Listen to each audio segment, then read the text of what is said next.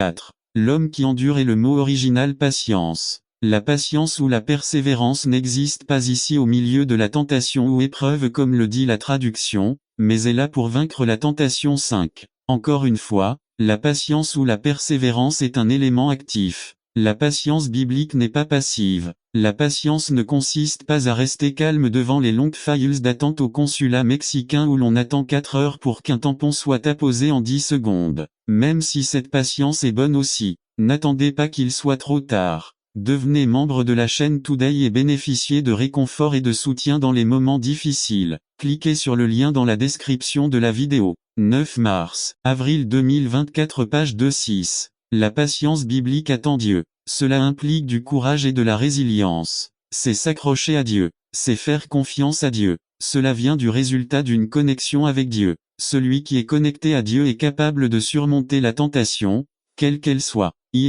Conclusion à la béatitude de Jacques est prononcée en faveur de celui qui est tenté ou vaincu par la tentation mais en faveur de celui qui persévère activement en Dieu et surmonte la tentation. 1. Ce n'est pas au vaincu, mais au vainqueur, que la couronne de vie est offerte, parce qu'il a démontré qu'il aime Dieu et s'accroche à lui au moment de l'intense lutte de la tentation. 2. La couronne de vie fait évidemment référence à la promesse future du salut pour avoir réalisé une chaîne de victoire sur la tentation. 3. C'est la couronne à laquelle Paul fait référence dans 2 Tim 4, 7-8.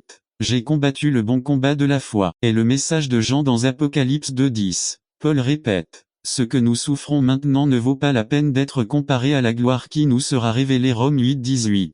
B. Quelle est votre tentation? Des films nuisibles à votre développement spirituel, des journaux, mauvaises pensées, des pratiques malsaines, des difficultés à exprimer de l'affection à votre conjoint. Qu'est-ce ce qui t'arrive? 1. L'enfant de Dieu, alors qu'il porte la croix du Christ, attend avec impatience la couronne de vie. Quelle que soit votre croix, l'urgence de Jacques est de supporter la tentation. 2. Le véritable enfant de Dieu reste ferme face à la tentation, non pas parce qu'il a le pouvoir, mais parce qu'il a combattu aux côtés de Dieu et a remporté la victoire. Il a combattu le bon combat de la foi et maintenant il met aussi la main sur la couronne, la vie éternelle. 3. Cette promesse s'adresse à ceux qui l'aiment. L'amour est une obéissance, pas des mots vides de sens. J'aime mon petit Dieu, mais on vit une vie de défaite. 4. Aimez Dieu du fond du cœur. Gagnez avec Dieu. À vous donc la couronne de la vie. Lisez 1, 16-18.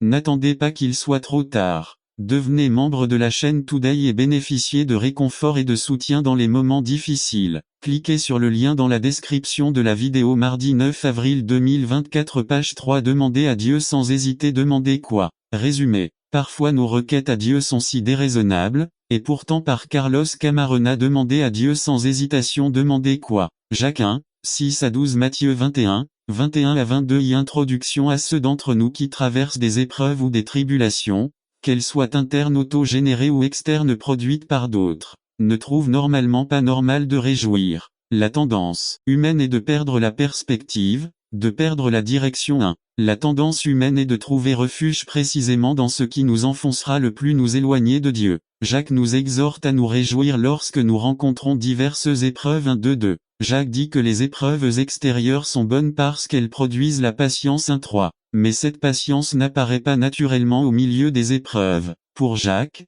la solution est l'acquisition de la sagesse. 1-5-3. Lorsque Jacques fait appel à la sagesse, c'est sa façon de dire que ce dont nous avons besoin, c'est d'une connexion avec Dieu. Car en demandant la sagesse on se reconnecte forcément à Dieu. B. La sagesse est donc un don de Dieu. Et Jacques nous dit que ce don de Dieu est sans réserve, sans calcul, sans reproche. 1. Le mot abondamment ou généreusement. 1-5 est un mot qui apparaît uniquement ici dans le Nouveau Testament. Le sens original est sans réserve mentale. 2. Cela signifie que Dieu est absolument disposé à donner la sagesse sans hésitation, sans aucune réserve mentale. Dieu ne nie ni ne gronde. Il ne critique ni ne souligne vos défauts. Le fait que vous soyez venu à lui en reconnaissant que vous avez besoin de lui suffit pour donner ce que vous demandez. 3. Ce don de Dieu est offert sans hésitation, sans réserve, sans calcul pour voir quelle part de la sagesse que vous demandez, il peut vous donner. Autrement dit, Dieu donne la sagesse sans réserve mentale. Il ne s'arrête pas pour considérer votre sincérité.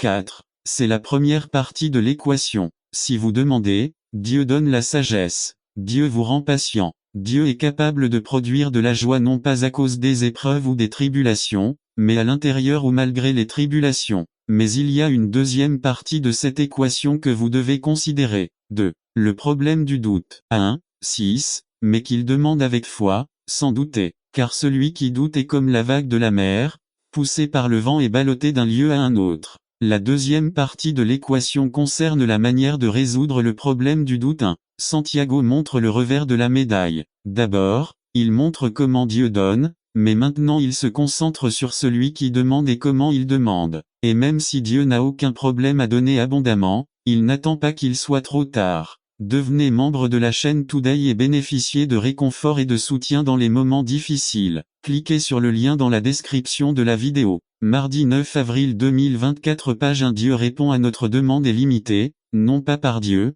mais par la manière et par ce que nous demandons d'eux. Bien que Dieu n'ait aucune réserve sur la manière dont il donne, il y a une condition, il y a un addendum, une clause dans le contrat, un préalable qui accompagne la promesse. 3. 1. La condition de recevoir la sagesse sans réserve, sans reproche, sans considérer ma sincérité, c'est que celui qui demande doit le demander avec foi et sans doute. B. Il semble que Jacques se souvenait des paroles de Jésus dans Matthieu 21, 21 à 22. Jésus répondit et leur dit, « En vérité, je vous le dis, si vous avez la foi et ne doutez pas, non seulement vous ferez ce qui a été fait sur le figuier, mais même si vous dites à cette montagne, enlève-toi et jette-toi à la mer, il en sera ainsi. Et tout ce que vous demandez dans la prière, avec foi, vous le recevrez. 1. La condition préalable est évidemment de demander. Comment fait-on pour commander? Quand nous prions, s'il n'y a pas de vie de prière, il n'y aura pas de sagesse en premier lieu. 2. Mais demander n'est pas la condition, il faut demander avec foi et sans doute. Et bien que le passage ne définisse pas la nature du doute, nous pouvons la définir.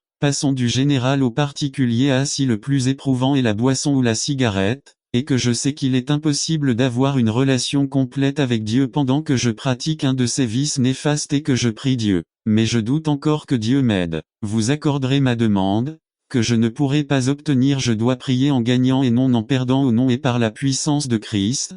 J'accepte. Oh mon Dieu, si j'ai un problème, c'est pour pardonner à quelqu'un qui m'a profondément blessé, et je sais que je ne peux pas porter ce poison dans mon âme parce qu'il détruit ma vie. C'est me dessèche spirituellement et je reconnais que cela doit sortir. Je dois demander avec foi et sans hésitation que Dieu va me donner le pouvoir que même lorsque je vois la personne qui m'a offensé, par la puissance du Christ, sans hésitation, il me donnera la victoire. 3. Quelle est l'épreuve, la situation, le problème, la tribulation qui t'afflige à quelqu'un qui vous doit une dette et qui refuse même de vous voir? Se pourrait-il que ce dont vous avez besoin soit d'une résolution avec Dieu et votre âme, reconnaissant que vous ne reverrez peut-être jamais cet argent et d'être capable de vivre à nouveau votre vie chrétienne abondamment? B. Une immense jalousie, peut-être sans fondement. Avez-vous déjà demandé, avec foi et sans doute, que Dieu vous enlève ces sentiments qui autrement pourraient détruire votre vie spirituelle? Demandez avec foi et sans hésitation. C'est l'habitude de prendre ce qui ne vous appartient pas, que ce soit les marmites des autres dans la cuisine de l'église. Avez-vous déjà demandé à Dieu avec foi et sans hésitation de vous donner le pouvoir? Car sinon vous ne pourrez pas avancer dans votre vie chrétienne. C'est quelle est votre preuve? Jacques ainsi dit, car celui qui doute est comme une vague de la mer, poussé par le vent et ballotté d'un lieu à un autre. 1. Le chrétien qui doute que Dieu puisse lui donner la sagesse et l'aider à résoudre n'importe quel problème sera toujours une personne déséquilibrée face à l'adversité et dans diverses circonstances. 2. Regardez ce qui est dit 1, 7 à 8. Que cet homme ou cette femme ne pense pas qu'il recevra quoi que ce soit du Seigneur, étant un homme irrésolu et instable dans toutes ses voies. 3. Pourquoi ne recevez-vous pas ce que vous demandez? Parce que le doute l'a rendu instable en tout et inconstant dans son état d'esprit. C'est comme les vagues de la mer. Un jour la marée est haute et tout va bien, mais l'autre jour elle est basse et il y va aussi. N'attendez pas qu'il soit trop tard. Devenez membre de la chaîne Today et bénéficiez de réconfort et de soutien dans les moments difficiles. Cliquez sur le lien dans la description de la vidéo. Mardi 9 avril 2024, page 2-4. Autrement dit, votre vie, au lieu d'être contrôlée par Dieu, est contrôlée par les caprices de la lune. Ce n'est pas que je ne prie pas, ce n'est pas que je ne demande pas, ce n'est pas que je n'ai pas de vie religieuse, mais sa vie n'est pas de foi. 5. Cet esprit dédoublé est à l'opposé de la maturité ou de la perfection dont il est question dans 1-4. Le mot double esprit signifie deux âmes ou deux esprits, voire la signification du mot anima, comme dans le roman pour enfants de Memin Pinguin, les âmes de Don Melchiad 6. Et puisque les anciens Hébreux enseignaient que l'âme est constituée de la personne entière, une personne double d'esprit ou deux âmes font référence à deux personnes différentes. 7. Les psychologues appellent cela double personnalité, deux personnes en une. Un à la maison, un autre à l'église, un au travail, un à la maison. 8. C'est ce cœur courbé qui empêche Dieu de donner abondamment ce qui lui est demandé. C'est une personne à deux visages. Conclusion. Dans le sermon sur la montagne, Jésus faisait référence à la personne double d'esprit lorsqu'il disait personne ne peut servir deux maîtres. Mt 6, 24. Chez Jacques, la personne irrésolue n'est pas seulement instable dans les choses spirituelles, elle est instable dans toutes ses voies, dans tout ce qu'elle fait, dit une autre version. 1. Dans nos tâches quotidiennes, dans nos relations avec les autres, y compris la famille, dans nos actions, habitudes, pensées, etc. Il y a toujours le potentiel d'entrer dans des tribulations et des épreuves de. Si nous voulons supporter les afflictions qui nous affligent dans cette vie et être capables de compter toute la joie lorsque nous y sommes confrontés, nous ne pouvons pas perdre la perspective, nous ne pouvons pas être irrésolus.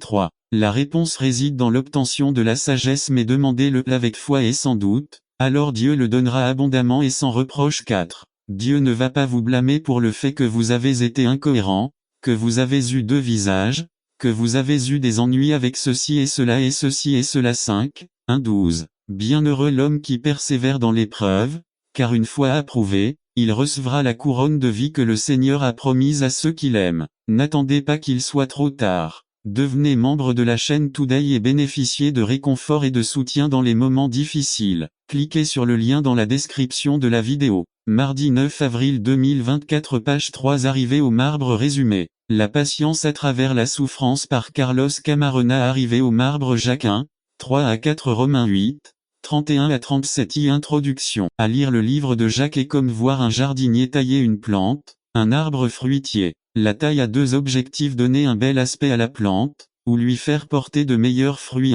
Je crois que Jacques a un double objectif en tête lorsqu'il écrit son épître. Au fil du temps, de nombreux chrétiens ont considéré que le christianisme consistait uniquement en une belle apparence de. Est-il important d'avoir ou de donner une belle apparence? Bien sûr. L'apparence définit notre témoignage silencieux. Ceux qui ne nous connaissent pas dépendent de notre apparence pour leur témoignage chrétien. 3. Mais que se passe-t-il lorsque le christianisme n'est qu'une apparence et que les gens apprennent à nous connaître? Le résultat est presque toujours un rejet du christianisme. 4. La taille externe, notre apparence externe, notre véritable comportement externe résulte d'une transformation interne. 5. Bien que le christianisme consiste en notre témoignage extérieur, élagué pour une bonne apparence, le cœur du christianisme est élagué intérieurement afin que le chrétien produise de meilleurs fruits. Le jardinier coupe d'abord les parties sèches puis commence par couper les branches en excès. S'il s'agit d'un arbre fruitier, même si son but est de produire de meilleurs fruits,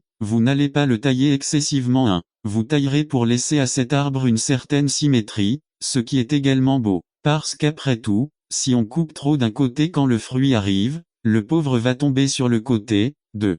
James peut être considéré comme un manuel pour les jardiniers spirituels, promouvoir la croissance spirituelle et l'expérience spirituelle. 3. Les paroles de 1-4. Mais que la patience accomplisse son œuvre complète, afin que vous soyez parfaits et complets, ne manquant de rien, sont directement liés à 1-2-3. Mes frères, considérez-la comme suprême. Réjouissez-vous lorsque vous affrontez diverses épreuves, sachant que la mise à l'épreuve de votre foi produit la patience. 4. Le mot-clé est patience. Combien n'ont pas commencé la carrière chrétienne mais l'ont abandonnée par manque de patience? 5. Revenons au monde végétal. Prenons l'exemple de l'agriculteur lorsqu'il veut planter, par exemple, du blé, il prépare d'abord le sol à la période appropriée de l'année. N'attendez pas qu'il soit trop tard. Devenez membre de la chaîne Today et bénéficiez de réconfort et de soutien dans les moments difficiles. Cliquez sur le lien dans la description de la vidéo. Mardi 9 avril 2024, page 1-6. La graine doit être plantée de la bonne manière. Ensuite, il faut cultiver la terre, en empêchant les mauvaises herbes et les insectes d'envahir la plante naissante. 7. Pourquoi surveillez-vous si attentivement? Pourquoi travaillez-vous avec autant de soin et de dévouement? Car la motivation principale est le résultat final, produire du fruit. C'est le but de tout ce que vous faites. 2. Patience active à le travail difficile de semer, de cultiver, d'entretenir vos plantes n'a qu'un seul but: en voir les fruits. L'agriculteur travaille patiemment. 1. Notez que la patience n'a rien à voir avec le fait d'attendre. La patience est active. La patience des saints n'a rien à voir avec les gens qui attendent le retour du Seigneur, mais ceux à qui les talents ont été donnés et doivent être utilisés jusqu'à ce qu'ils viennent d'eux. L'agriculteur qui sème, mais devient désespéré et cesse de s'occuper de ses récoltes. Lorsqu'il voudra récolter, il constatera que les insectes et les oiseaux auront terminé sa récolte. Le fermier attend patiemment la récolte, mais cette patience n'est pas passive, il est actif. 3. Mener les travaux à leur terme demande une extrême patience. Arriver au bout est la chose la plus importante. Gagner au baseball ne consiste pas à réussir des coups sûrs et à atteindre le premier but, ni à réussir un double ou un triple et à atteindre le troisième but. 4. Le but de la victoire est d'atteindre le marbre. L'équipe peut réussir 20 coups sûrs, mais si aucun de ses joueurs ne rentre chez lui, elle ne gagnera jamais 5. Le but de la patience est d'atteindre notre destination finale, c'est voir mûrir le fruit de l'esprit. B1, 4a, mais que la patience fasse son œuvre complète. La patience et la persévérance. C'est la persévérance, sticking to it, dirait-on en anglais, jusqu'à ce que son œuvre soit achevée. 1. Avez-vous fait confiance à Dieu dans une telle occasion? La patience se reflète dans la façon dont vous lui ferez confiance aujourd'hui, demain et après-demain. Vouliez-vous vous faire baptiser et donner votre vie à Dieu? Ce n'est que le début. La patience exige d'y rester jusqu'au bout, mais celui qui persévérera jusqu'à la fin sera sauvé. Mt 10-22b2, 1, 4a, mais que la patience fasse son œuvre complète. La figure ici est celle d'un arbre chargé de fruits. C'est ce que signifie être parfait dans ce même verset. La personne en voie de maturité en Jésus-Christ. 3. Lorsque Jacques dit « Considérez toute votre joie lorsque vous rencontrez diverses épreuves » 1-3, il nous dit que nous sommes sur le chemin de la maturité chrétienne. C'est dans l'épreuve que le vrai croyant se révèle. 4. Cette maturité n'exige pas la perfection, elle exige du dévouement et de la persévérance. Lorsque vous allez à l'école, le but ultime est d'obtenir votre diplôme attestant que vous avez terminé le cours 5. Cela signifie que vous devrez réussir les tests. Vous pouvez échouer à certains examens, vous n'obtiendrez peut-être pas la meilleure note dans certaines épreuves, mais en fin de compte, vous devez réussir tous les cours. Quiconque ne termine pas le cours est appelé abandon. 6. Afin que nous ne soyons pas des abandonnés spirituels, dit Jacques, la patience doit avoir son œuvre accomplie. Afin que vous soyez parfaits et accomplis, ne manquant de rien. 1-4-7. Sans rien manquer. Pourquoi rien ne manque-t-il? Car Jéhovah est notre berger, rien n'attend qu'il soit trop tard. Devenez membre de la chaîne Today et bénéficiez de réconfort et de soutien dans les moments difficiles. Cliquez sur le lien dans la description de la vidéo. Mardi 9 avril 2024 page 2. Il nous manquera. Si le croyant suit la direction divine, s'il est patient dans toutes ses expériences, il ne manquera jamais de rien. Il s'occupera de tout. C'est tout comme il ne suffit pas de subsister dans ce monde en obtenant un emploi à temps partiel, ce n'est pas non plus le christianisme que d'être chrétien à temps partiel. 1. Ce n'est pas le christianisme d'être chrétien seulement quand les choses vont bien. Le chrétien reste ferme. C'est pourquoi Paul dit, rendez grâce en toutes choses, dans les bons comme dans les mauvais moments quand dans la patience, quand dans toutes ces expériences le chrétien reste ferme, il découvrira une force immense, une maturité inébranlable. Il montrera des fruits mûrs. Elle sera plus douce, plus aimante. 3. Qui nous séparera de l'amour du Christ demande Pablo. Répondez par les questions suivantes. Tribulation, ou détresse, ou persécution, ou famine, ou nudité, ou danger, ou épée. Romains 8-35-4. Le croyant en Christ reste fermement confiant dans le Seigneur, épreuve ou non. Le blanc, c'est la croissance, la maturité, la connaissance pour produire des fruits. 5. Dans le processus de patience et de persévérance, le chrétien devient le genre de personne que Jésus-Christ attend de lui. C'est dans le sujet suivant, nous verrons quel rôle joue la sagesse dans le processus de maturité. N'attendez pas qu'il soit trop tard. Devenez membre de la chaîne Today et bénéficiez de réconfort et de soutien dans les moments difficiles. Cliquez sur le lien dans la description de la vidéo. Mardi 9 avril 2024. Page 3. Le rôle de la sagesse dans la tribulation résumé. Restez sage face aux tribulations. Problème par Carlos Camarena. Le rôle de la sagesse dans la tribulation. Jacques 1, 5 Proverbes 1-3. Introduction à Commençons notre étudier ce soir en lisant les textes en contexte. Jacques 1-1-5. Jacques, serviteur de Dieu et du Seigneur Jésus-Christ, aux 12 tribus dispersées. Salut de considérer toute la joie, mes frères, lorsque vous rencontrez diverses épreuves. 3. Sachant que l'épreuve de votre foi produit la patience. 4. Mais que la patience accomplisse son œuvre complète, afin que vous soyez parfaits et complets, ne manquant de rien. 5. Et si quelqu'un d'entre vous manque de sagesse, qu'il la demande à Dieu, qui donne à tous généreusement et sans reproche, et elle lui sera donnée. 1. Dans la plupart des cas, nous interprétons 5 en relation avec notre besoin de comprendre la Bible. Nous encourageons les gens à prier avant d'ouvrir la Bible et nous utilisons ce texte en termes généraux, tout va bien, mais nous souhaitons étudier ce texte dans le contexte dans lequel il a été rédigé. Ce contexte est celui des épreuves, des tribulations, des problèmes, des difficultés que traverse le croyant. 3. Dans ce cas, il s'agissait de croyants dispersés dans tout l'Empire romain et qui traversaient sûrement des moments difficiles. 4. Dans ce contexte, on retrouve également la nécessité de développer la patience ou la persévérance à la lumière des tribulations qu'ils traversaient. 5. Mais comme Jacques n'a pas été écrit uniquement pour cette époque,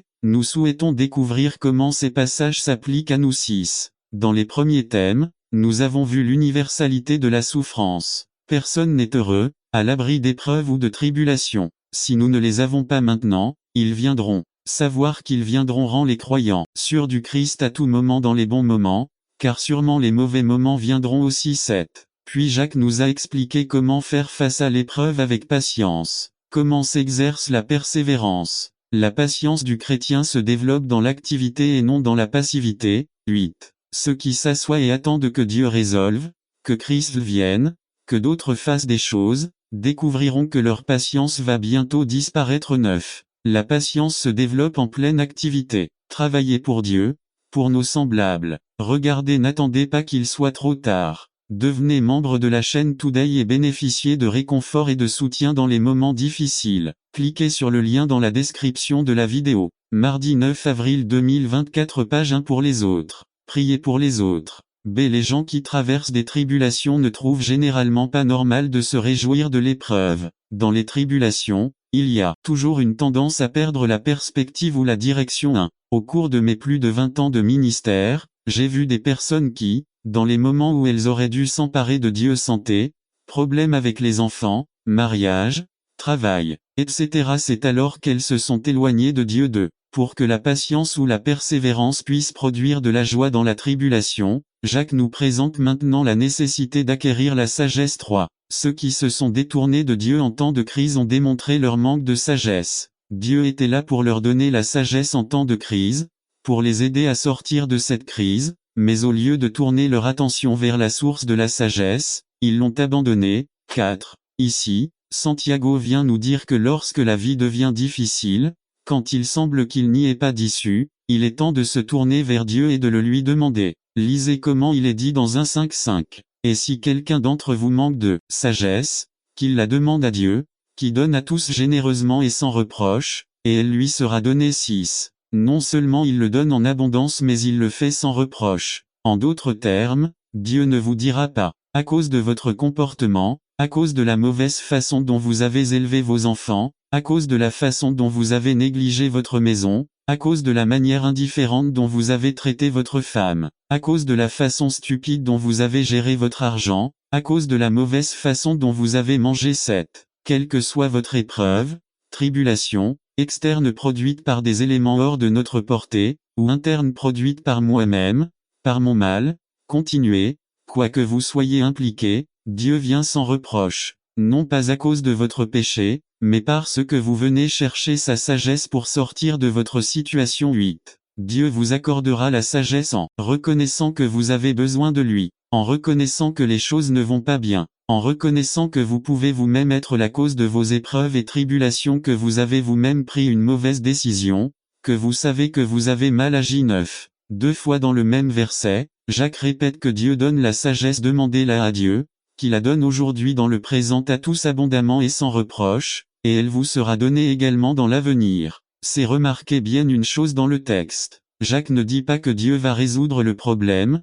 que Dieu va nous sortir de l'épreuve actuelle ou que Dieu va éviter les tribulations futures. 1. Jacques nous dit que Dieu accordera la sagesse pour savoir comment vivre au milieu des épreuves et rester joyeux. C'est le contexte de compter toute votre joie lorsque vous rencontrez diverses épreuves. 1. Ce qui est fait est fait. Il existe des tests qui n'ont ni correction ni solution. Permettez-moi d'être parfaitement clair dans les problèmes conjugaux si mon indifférence, mon manque de démonstration d'amour, des années sans entretenir la relation, ou même ma propre ignorance en ne reconnaissant pas qu'une visite chez le médecin aurait pu résoudre le problème de mon impuissance ou ma frigidité, et n'importe laquelle de ces choses ont finalement amené mon conjoint à me rejeter définitivement. Ce qui est fait, et si mon conjoint ne veut plus rien de Dieu, mais que je cherche Dieu, même s'il est tard, Dieu ne résoudra pas forcément le problème. N'attendez pas qu'il soit trop tard. Devenez membre de la chaîne Today et bénéficiez de réconfort et de soutien dans les moments difficiles. Cliquez sur le lien dans la description de la vidéo. Mardi 9 avril 2024, page 2. Problème avec lequel j'ai grandi, mais cela me donnera la sagesse de vivre avec mon problème. B. Il existe d'autres cas moins graves, comme le problème financier. Ce sont des problèmes qui, avec la sagesse divine, peuvent être résolus. Demandez l'aide de Dieu qui nous indiquera la méthode ou la personne qui pourra nous aider à sortir de l'épreuve. Le sage dit. Proverbe 13 dit: l'orgueil engendre certainement des querelles, mais chez ceux qui acceptent le conseil, il y a la sagesse et il existe des signes de maladie chronique, hors de ma portée. Même les médecins ne peuvent pas le résoudre. Dieu, comme Paul, nous donnera suffisamment de grâce pour vivre avec ce que nous ne pouvons pas résoudre. Quel est votre test? Quelle est ta tribulation? Qu'est-ce qui l'a causé ou qui l'a causé? Qui que ce soit, dit Jacques, demandez à Dieu la sagesse, il vous la donnera en abondance et sans reproche. 3. J'aime beaucoup ce sans reproche car nous, croyants, devenons trop souvent juges de ceux qui subissent des épreuves. On voit à la télé un pauvre gros homme qui ne peut même plus bouger, a-t-il demandé. Si ce pauvre gros homme demande la sagesse à Dieu parce qu'il reconnaît qu'il a eu tort, sans reproche Dieu promet de la lui accorder. 2. Qu'est-ce que la sagesse? Qu'est-ce que la sagesse? La sagesse n'est pas une sorte de connaissance intellectuelle aride, une sorte d'érudition. Cette personne en sait beaucoup. On y découvre avec étonnement de simples paysans dans les ranchs du Michoacán, ou de Zacatecas, ou de Baja California, sans aucune scolarité, mais d'une profonde sagesse. Ils maintiennent des paroles qu'ils ont mises en pratique et qui font honte à tout docteur en philosophie. D'un autre côté, nous voyons des individus titulaires de diplômes universitaires élevés, mais qui ne savent pas comment mettre en pratique même les choses les plus élémentaires pour élever leurs enfants. Je regarde autour de moi et découvre beaucoup d'entre vous qui n'ont pas beaucoup étudié, mais quand je vois vos enfants, quand nous parlons, quand nous assistons à des réunions, je vois un haut niveau de sagesse. 3. Pourquoi? Parce que la vraie sagesse vient de Dieu. Cela vient du résultat de notre connexion avec Dieu. À mesure que ce lien diminue, et il est très visible dans une famille ecclésiale comme la nôtre, les résultats deviennent également visibles. B. Pour Jacques, comme pour les anciens Hébreux, la sagesse n'était pas quelque chose de spéculatif, quelque chose qui devait être débattu ou discuté. La sagesse consistait à vivre une vie pratique et équilibrée. 1. Lorsque Jacques écrit sur les épreuves, les tribulations, la patience, comment avoir de la joie dans les épreuves, etc. Il écrit comme l'un de ces paysans sages du passé, des gens qui s'intéressaient uniquement à la façon de vivre de manière équilibrée dans tous les aspects de la vie. Dans quel but Dieu a-t-il donné la sagesse à Salomon, par exemple? Prof 1-2-3, connaître la sagesse et la discipline, comprendre les paroles de l'intelligence, acquérir la discipline et l'enseignement, la justice, le droit et l'équité. 3. Cette sagesse, selon les anciens sages, vient uniquement de Dieu. Prof 2-6. Car l'Éternel donne la sagesse, et de sa bouche sortent la connaissance et l'intelligence. 4. Pour cela, Jacques nous exhorte à demander la sagesse à Dieu notre Père, de la même manière que les anciens allaient toujours vers leur Père pour lui demander conseil. C'est pourquoi le sage écrit, Prof 12-15, de la vie, la voie de l'insensé est bonne, mais celui qui obéit au conseil est sage. N'attendez pas qu'il soit trop tard. Devenez membre de la chaîne Today et bénéficiez de réconfort et de soutien dans les moments difficiles. Cliquez sur le lien dans la description de la vidéo. Mardi 9 avril 2024, page 3. 5. La grammaire de Jacques est que Dieu donne la sagesse dans le présent et la donnera également dans le futur. Le sage dit, Proverbe 19-1, écoute les conseils et accepte la correction, afin que tu sois sage dans l'avenir. C'est mais il y a encore une chose que Jacques ajoute un 6, mais demandez avec foi, sans douter de rien, ce sera le sujet de la semaine prochaine. N'attendez pas qu'il soit trop tard. Devenez membre de la chaîne Today et bénéficiez de réconfort et de soutien dans les moments difficiles. Cliquez sur le lien dans la description de la vidéo. Mardi 9 avril 2024 page 4 Le fruit de la tentation, y résumé. Tomber dans la tentation et le fruit qu'elle porte. Par Carlos Camarena. Le fruit de la tentation, I Jacques 1, 14 Romains 7, 14 à 25. Introduction à. Après avoir insisté sur les épreuves externes, Jacques se concentre sur les épreuves internes de comment les croyants en Jacques ont-ils réagi aux épreuves internes, c'est-à-dire aux tentations provoquées par l'épreuve externe. 1.13, que personne ne dise lorsqu'il est tenté. Je suis tenté par Dieu car Dieu n'est pas tenté par le mal, et il ne tente personne de. Évidemment, beaucoup, en accusant Dieu des épreuves qui les frappaient, ont commencé à céder à la tentation de violer leurs principes, leurs convictions. Eh bien, après tout, si Dieu ordonne l'épreuve, il n'y a rien de mal à céder à la tentation. 3.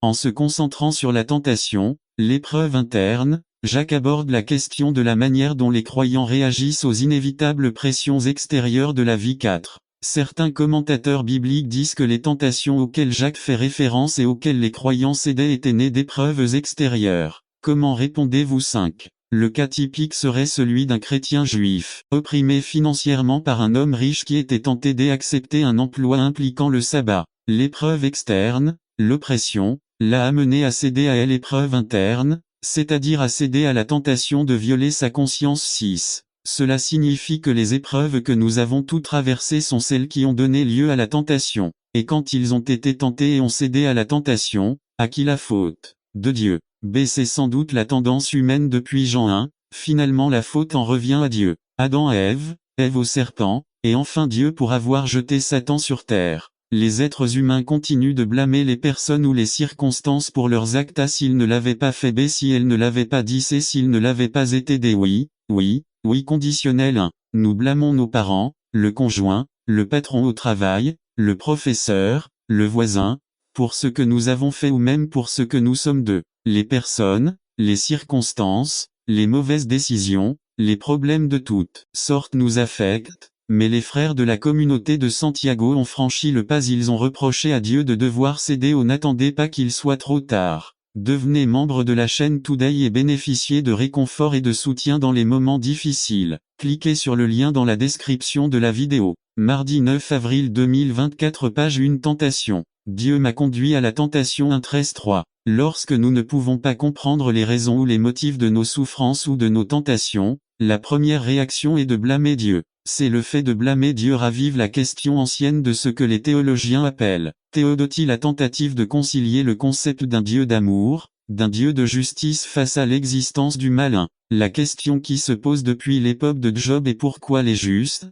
les innocents, les croyants souffrent-ils? Les lecteurs de Santiago auraient dû exprimer verbalement la raison des mauvaises expériences qu'ils traversaient d'eux. Ils ont dû être confrontés aux mêmes questions que nous nous posons. Pourquoi ai-je attrapé un cancer, alors que j'ai si bien pris soin de moi? Pourquoi ai-je perdu ou n'ai-je pas trouvé de travail, si j'ai toujours essayé d'être fidèle? Pourquoi les tremblements de terre, les ouragans, la guerre, la dévastation? Parce que pourquoi 3. Le savez-vous? Santiago ne répond pas à ces questions, même si aborder ce sujet aurait été la chose la plus appropriée à l'époque. Le projet de Santiago n'est pas de résoudre l'ancienne question de savoir pourquoi un Dieu d'amour permet la souffrance. 4. L'intérêt de Jacques est simplement d'affirmer que Dieu n'est pas la cause d'épreuves externes, ni d'épreuves internes. La tentation. 5. La racine qui provoque la tentation ne vient pas de Dieu. Dieu ne peut pas être blâmé pour la tentation qui survient lorsque je suis seul à regarder une vidéo,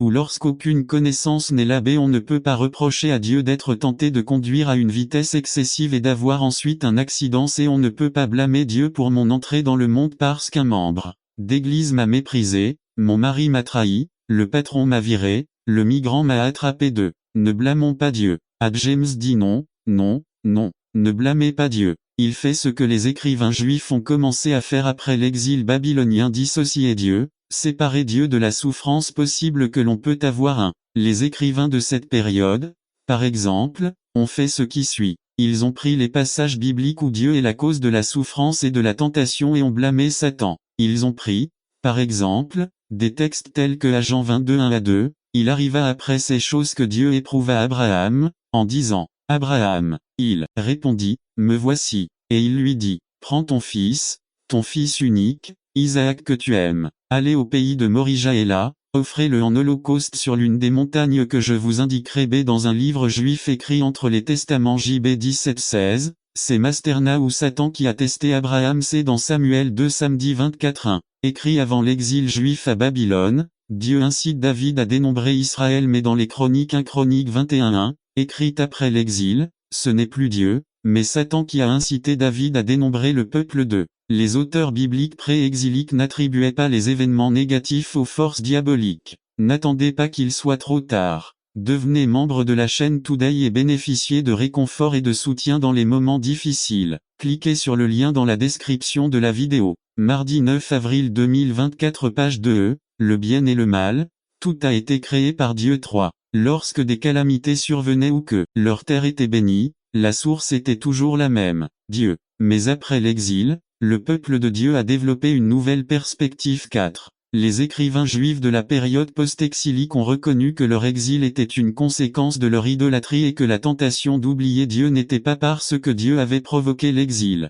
mais parce qu'ils furent les premiers à abandonner Dieu. B. James, comme ces écrivains post-exiliques, dissocie Dieu de l'auteur de la tentation. Au contraire, pour chaque tentation, il fournit une issue. 1 Corinthiens 10-13. Aucune tentation ne vous a frappé, si ce n'est celle qui est commune à l'homme. Mais Dieu est fidèle, il ne vous laissera pas tenter au-delà de ce que vous pouvez supporter, mais il vous fournira également un moyen d'échapper à la tentation, afin que vous puissiez y résister. 2. Il est intéressant de noter que Jacques ne blâme pas non plus le diable. Que fais-tu? Il le met directement au pied de l'individu. 1,14. Mais chacun est tenté lorsqu'il est emporté et séduit par son propre désir. 3. En rejetant tout le blâme sur la personne, Jacques suit la voie rabbinique conventionnelle selon laquelle lorsqu'une personne pêche, ce n'est ni Dieu ni Satan, mais l'inclination pécheresse, le mauvais instinct avec lequel chaque enfant d'Adam naît plus tard de la chute, la soi-disant Yetzer Hara. 4. Paul dans Romains fait référence à cet aspect lorsqu'il dit dans Romains 7,15 car je ne comprends pas ce que je fais,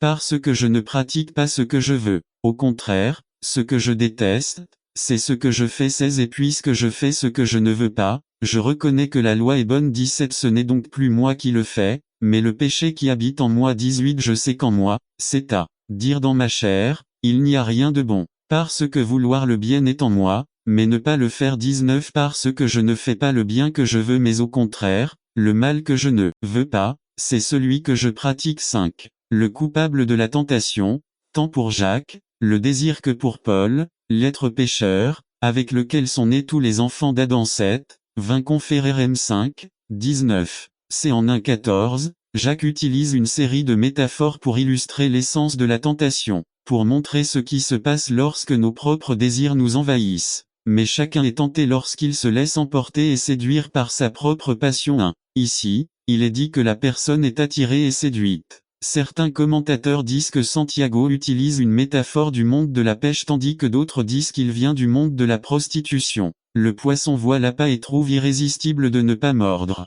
Lorsque vous mordez, l'inévitable arrive, vous êtes accroché, entraîné et payé de votre vie votre ignorance.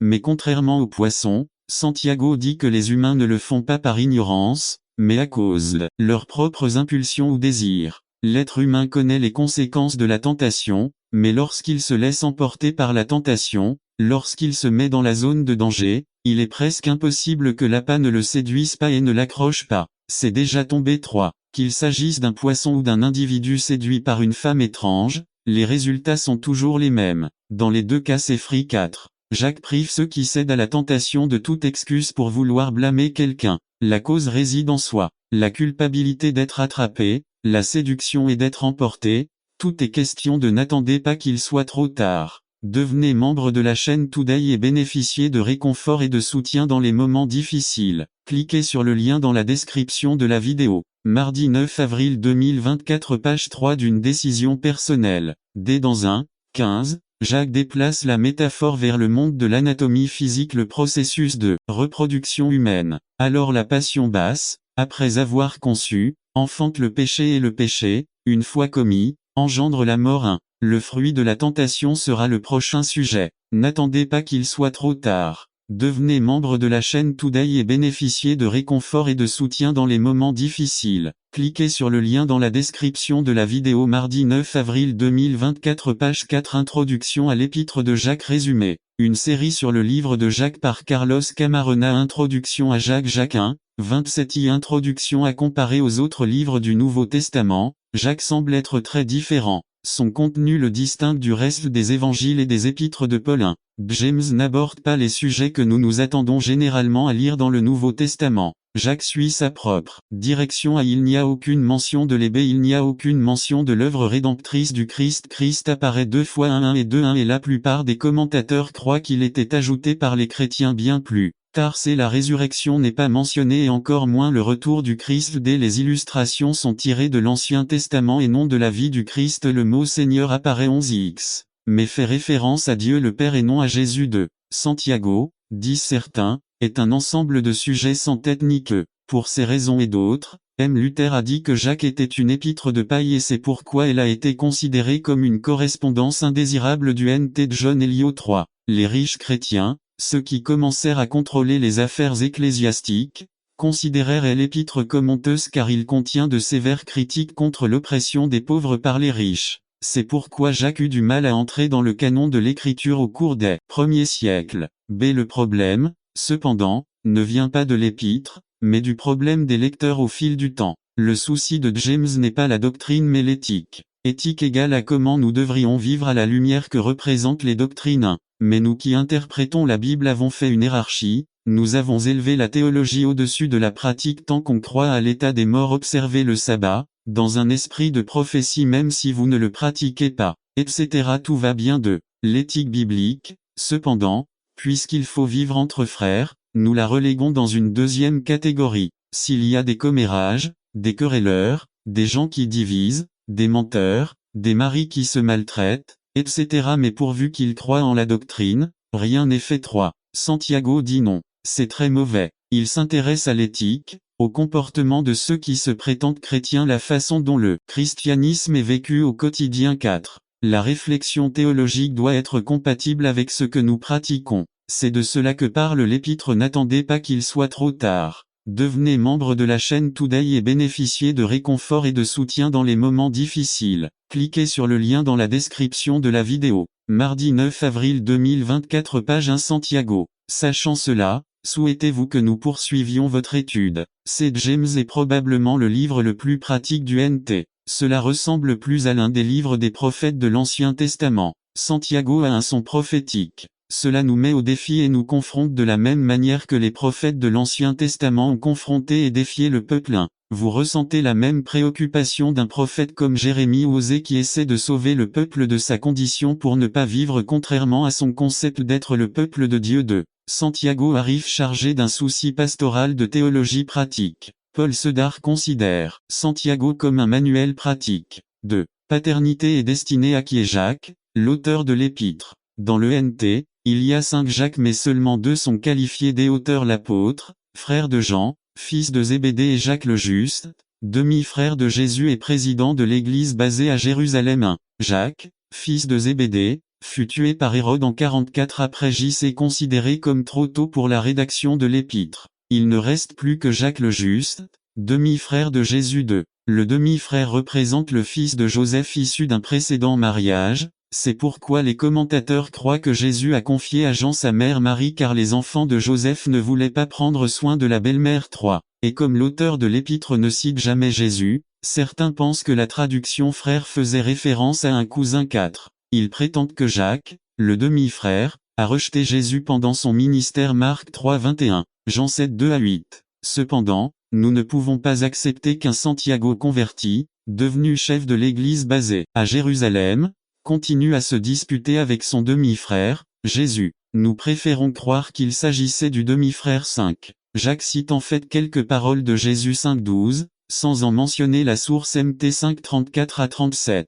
Surtout, Jacques fait allusion aux enseignements du Christ environ 35 fois, une fois tous les 3 versets. Jacques, ainsi que les épîtres de Pierre, la troisième de Jean et Jude, sont considérés comme les épîtres catholiques ou universelles. Ils n'ont pas de public spécifique dit aux 12 tribus dispersées. Certains prétendent qu'il fait référence aux 12 tribus d'Israël qui furent dispersées tandis que d'autres croient qu'il s'agit d'un langage métaphorique. Cela concerne tous les chrétiens. Contenu et message au cours des dernières décennies, les spécialistes du NT, en particulier James, ont réalisé que James n'était pas une collection de thèmes sans tête ou, comme certains le considèrent, comme un bol de salade de fruits si variés que personne ne sait ce qu'il contient de. Le thème central de Santiago est la souffrance.